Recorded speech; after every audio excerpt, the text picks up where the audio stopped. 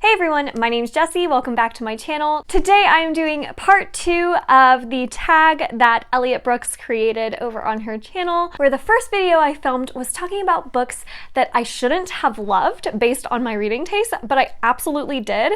And now here is the second video where I'm talking about books I should have loved and didn't. I'm gonna link Elliot Brooks' channel down below because she is one of my absolute favorites. I love her channel so much, and she's the one who came up with these really good ideas. So go check out her versions of these videos if you haven't already. Without further ado, I'm just gonna get right into it. The first book is Storm Dancer by Jay Kristoff.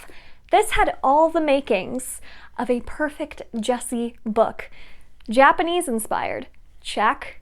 Steampunk, check. Fantasy, check. Awesome, badass character on the cover, check. Why didn't I love you? I ended up not really liking this, probably because it read a lot younger than I was expecting it to. I thought this was adult fantasy going into it, and after looking more into it, it looks like it's actually young adult, which I didn't realize. So I think that was the first thing, was I was going into this book expecting like this gritty, dark, badass Jay Kristoff novel, very reminiscent of Nevernight, and that is so not what I got. And then the second thing was the world building.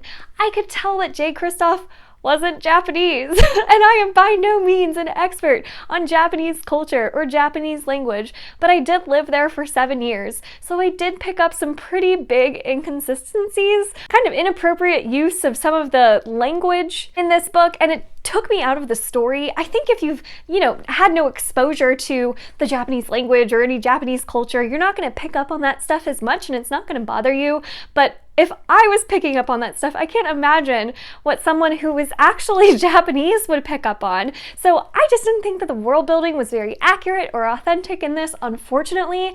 I wanted to love it so much, and I think the first 100 pages of it was just way too much world building and kind of info dumping, and it took a really long time to get into the story. I did like the story once we got into it. It just took a long time to get there, and darn it, I'm really upset that I didn't love the world building as much as I was hoping to. I'm gonna give Shadow of the Fox a try next, because hopefully that will be the Japanese-inspired fantasy that I am looking for. The next book I have to talk about, oh, this one's gonna get me so much hate. The Hobbit by J.R.R. Tolkien.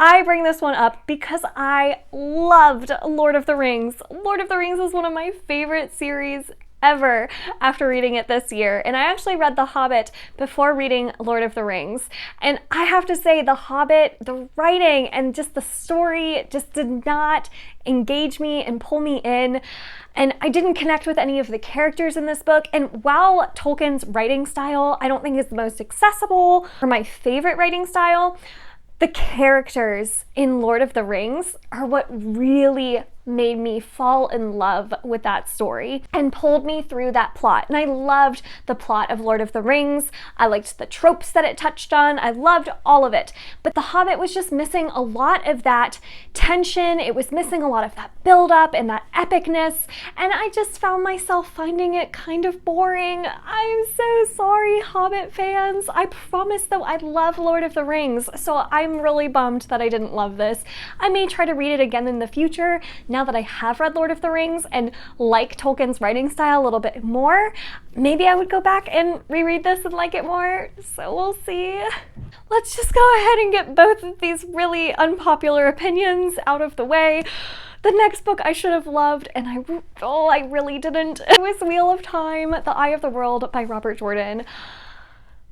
This was one of my most anticipated books that I was going to read this year. I was going to be so into it. I was going to read all the books. I was going to be so excited for the TV show. I was going to join this big fandom. I was so excited about it, you guys. And then I read it and I didn't connect with the writing style or the characters at all. And again, I should have loved this because I love Lord of the Rings, and it is so heavily inspired, especially in the first book, by Lord of the Rings. And I just really found myself not able to pay attention whatsoever. It was crazy. I would try to focus on it at different times of the day. I would try to read it outside, read it inside, read it in my bed. I would try to read it everywhere and at every time of the day and could not focus on it. My mind kept wandering, and I think it was just the writing style I just really didn't connect to whatsoever. I'm so bummed as I was really hoping to love it. Don't hate me. I'm so sorry.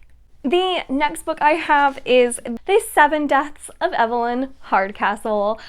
This one had all the makings, again, of a Jessie book. It was pitched to me as Clue meets Groundhog Day. That sounds amazing.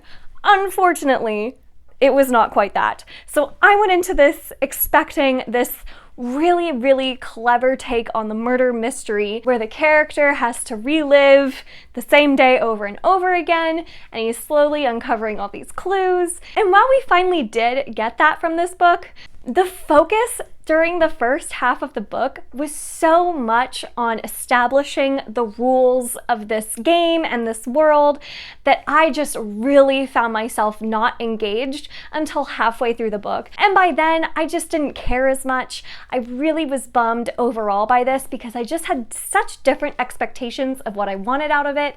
And I don't think that that's a popular opinion whatsoever. I definitely think I'm in the minority on this one, and I think most people who pick this up are going to love it, especially if the idea of Clue meets Groundhog Day really entices you, because it is about a man who relives the same day and has to solve this murder mystery to get out of this loop. It's really clever, but for some reason the execution of it really didn't work for me, and I just really didn't like that the focus was so much on establishing the rules of this game for so long. I wanted less emphasis on the sci-fi elements in this book, and I wanted more emphasis on the murder mystery because that's what I went into this book wanting, was a really clever murder mystery. So overall, I think that this one was my fault. I think I just went in with the wrong expectations. And the last book I have, Ninth House by Leigh Bardugo. I thought for sure this was gonna be a new favorite, a 5-star. It's Leigh Bardugo. Check. Dark academia. Check. Ghost story. Check. Adult fantasy. Check. Everything had all the ingredients. And for some reason, I found it boring. And I keep trying to think maybe it was because I listened to the audiobook instead of physically reading this book. So I definitely need to give it a reread and give it another go and see if I like it more the second time. But my goodness, was it slow. It took a long time to build up this world. And I thought that the structure in which it was told at the beginning was a little confusing. It kept kind of flip-flopping between present and past, and I didn't think that was necessary. And then Alex Stern as a character just really didn't do a whole lot for me. There's a lot that I did like about this. Again, I love Leigh Bardugo's writing style. I just didn't love this execution. I don't know what it was though. I still can't pinpoint what was wrong with you. Was it me? I think it was me. So I definitely think I need to give this a reread and actually physically reread it next time to give it a fair shot, because right now you're just sitting at a 3.5. Super bummed, but didn't love Ninth House as much as I thought I would. And I really should have loved it. I really should have. So that's all I got for you. Do you have any books that you should have loved but you didn't? And can you figure out why? Leave those comments down below. I would love to chat with you guys about this. Thank you again, Elliot, for tagging me. These videos were so much fun to do. And today's Booktuber shoutout is going to go to Break Even Books. I love his channel. He is starting to get more into adult fantasy, but he reads a lot of awesome YA fantasy and YA sci-fi and just a whole wide variety of genres. I love his personality. I love his content. If you haven't checked out Break Even Books, please do so. His channel will be linked down below. I really enjoy it. I can't recommend his channel enough. Thank you so much for watching this video. If you enjoyed it, make sure to give it a thumbs up, subscribe. I release new videos every Monday and Thursday, and until next time, bye!